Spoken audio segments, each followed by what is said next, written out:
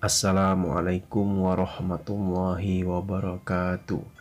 Selamat pagi anak-anak Ustadz semuanya. Salam cerdas, salam Pancasila. Baik, pada hari ini Senin 7 September 2020, alhamdulillah kita masih bisa melaksanakan kegiatan pembelajaran pada mata pelajaran PPKN secara daring.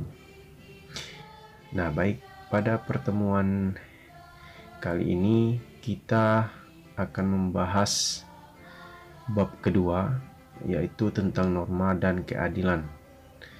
Nah, sebelum melaksanakan kegiatan pembelajaran, untuk absensi kehadiran masih sama seperti minggu yang lalu.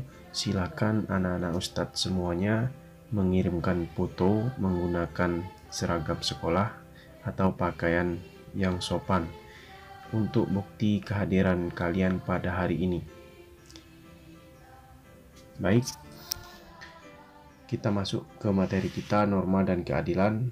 Yang pertama yang akan kita bahas, norma dalam kehidupan bermasyarakat. Sebelumnya, ini adalah kompetensi dasar. Pertama, memahami norma-norma yang berlaku dalam kehidupan bermasyarakat untuk mewujudkan keadilan. Kedua, mengempanyekan perilaku sosial sesuai dengan norma-norma yang berlaku dalam kehidupan bermasyarakat untuk mewujudkan keadilan. Pembahasan. Pertama, kita akan membahas pengertian norma. Kedua, kita akan membahas macam-macam norma. Baik, yang pertama, pengertian norma.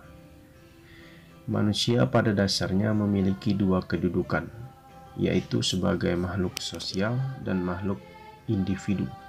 Sebagai makhluk sosial, manusia selalu membutuhkan orang lain, sedangkan sebagai makhluk individu, setiap orang memiliki perbedaan pemikiran dan perbedaan kepentingan.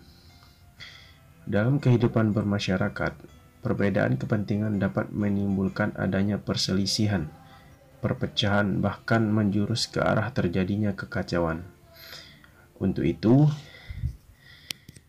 menghindari adanya benturan akibat perbedaan kepentingan tersebut, diperlukan suatu tatanan hidup berupa suatu aturan-aturan dalam pergaulan hidup di masyarakat. Nah, istilah norma sendiri berasal dari bahasa Inggris norm, dalam bahasa Yunani nomoi atau nomos, dan dalam bahasa Arab qaidah yang berarti hukum. Norma pada hakikatnya merupakan kaidah hidup yang mempengaruhi tingkah laku manusia dalam hidup bermasyarakat.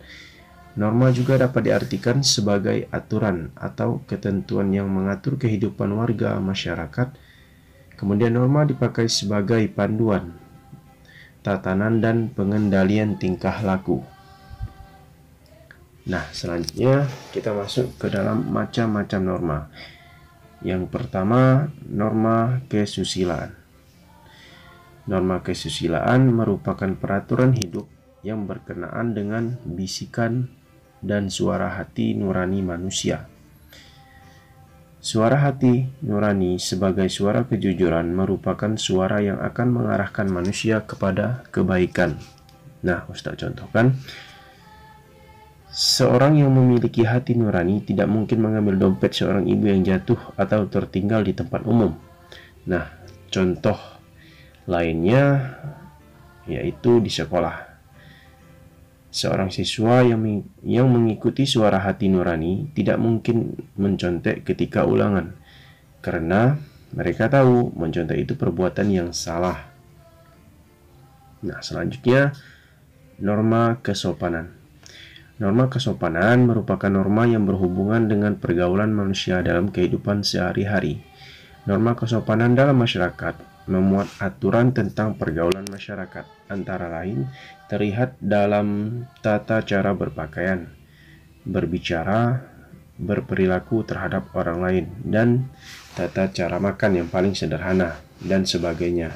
Nah, Ustaz contohkan lagi contoh dari norma kesopanan, misalkan ketika kita berjalan di depan orang yang lebih tua, kita harus meminta izin, permisi, dan lain sebagainya. Itu adalah contoh sederhana dari norma kesopanan. Nah, sampai di sini anak-anak Ustadz sudah memikirkan selain menghormati orang yang lebih tua, apa yang ada di dalam pikiran anak-anak Ustadz semuanya tentang norma kesopanan.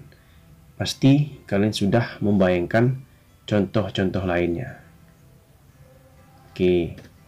Nah, selanjutnya norma agama. Norma agama merupakan sekumpulan kaidah atau peraturan hidup manusia yang sumbernya dari wahyu Tuhan. Penganut agama meyakini bahwa apa yang diatur dalam norma agama berasal dari Tuhan yang Maha Esa, yang disampaikan kepada Nabi dan Rasul-Nya untuk disebarkan kepada seluruh umat manusia di dunia. Contoh dari norma agama, pelaksanaan norma agama misalnya, perintah melaksanakan ibadah sesuai dengan ajaran agama yang dianut.